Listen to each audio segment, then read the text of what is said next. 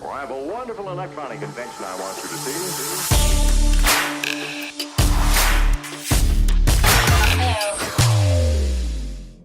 This is James Mathers at NAB 2019 for the Digital Cinema Society and Studio Daily. I'm here at the Cooke Optics booth with Les Zellan, the CEO. And Les, I know you have some new products probably, but let's talk about Lens Metadata, something that you've been talking about for 2 decades. Something near and dear to my heart, yeah. You know, we pioneered metadata when I took over the company 20 years ago.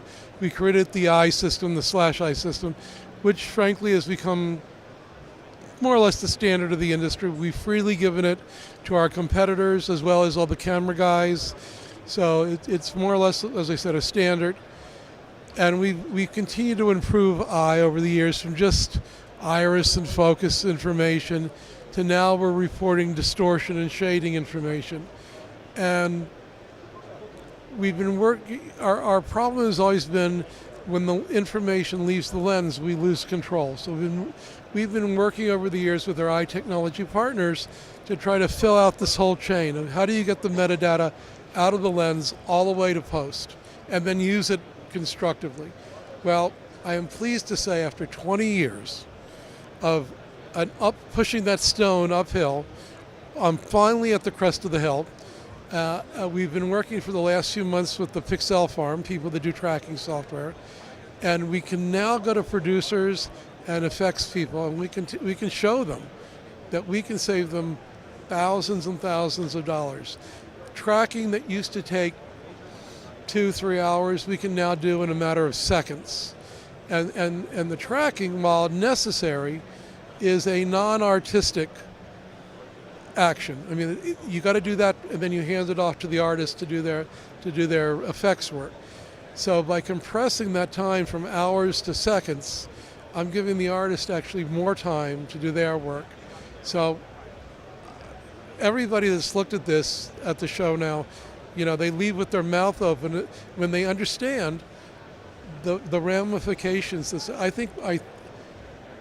I've said this before, and I've been wrong so many times, but I really think we're at the critical mass point, and where I think over the next 6 to 12 months, as we roll this out and show people what it can do, that we are going to see a sea change of how people work with the data. Because finally, it won't be, yes, if we work with this house, they have a secret sauce to use the data.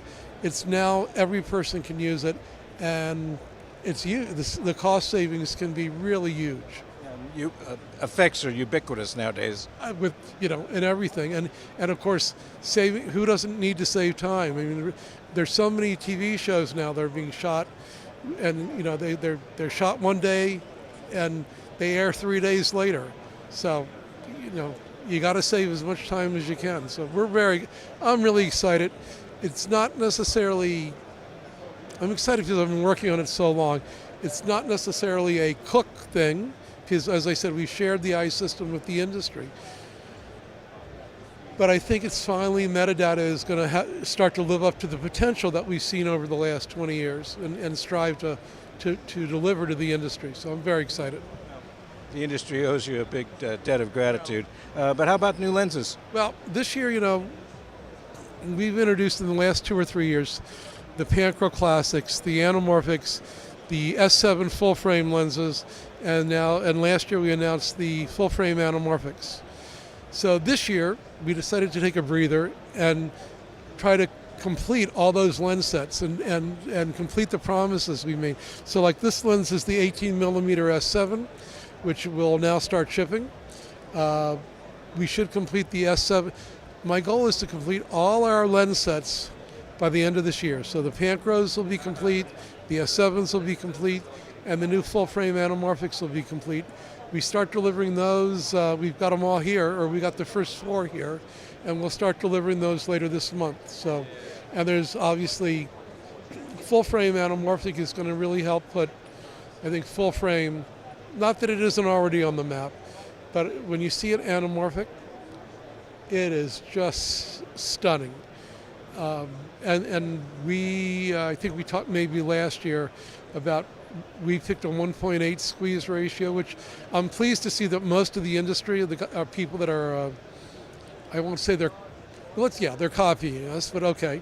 Somebody's doing a 1.79. Oh my God, that's so different than 1.8. You know, so this is our new full frame anamorphic. This is the 50 millimeter, and this is this particular lens is in the normal anamorphic coloring, meaning that it's got some flare, but we've sort of minimized it. You can get it if you work hard, but it's what we call the normal version. We do make another flavor, which is called SF Special Flare, and we do this both in our Super 35 version as well as the full frame. And the Super Flare is exactly what, if you want the blue streaks, but you can get them more easily with the SF set. My personal opinion is you don't want all flare all the time. You want it to really highlight it from time to time. So I think there's a place for both sets. This is again, the full frame anamorphic, but this is the super flare set.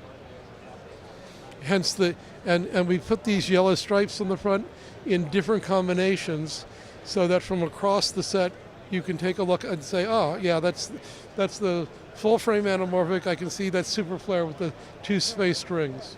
Anyway, 1.8 for full frame makes a lot of sense.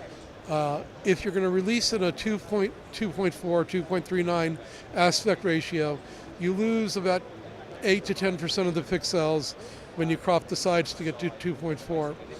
But if you go to full frame, you're at 2.7. And 2.7 is a beautiful aspect ratio. Ultra Panavision was 276.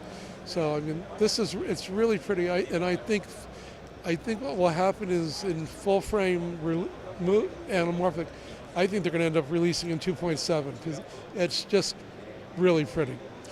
So I'm very excited that we pioneered that. As with the eye system, I think it's going to be a marvelous year. You know, with the new full frame cameras, and we're also seeing a lot of the full frame cameras now are making commitments to fully support the eye system, not just rudimentary support. I mean, Sony, I think, will be the first. The Venice will be the first camera out with their next firmware release, which I think is due in June. They've made a commitment, now, who knows about all the engineering problems, but they've made a commitment to support the latest version of eye, which will then record in the camera all this information that will make it possible to compress that time from hours to seconds. So it's all slowly coming together after 20 years, but I'm very excited. Congratulations and thank you. Thank you, Jim. Thanks for coming by.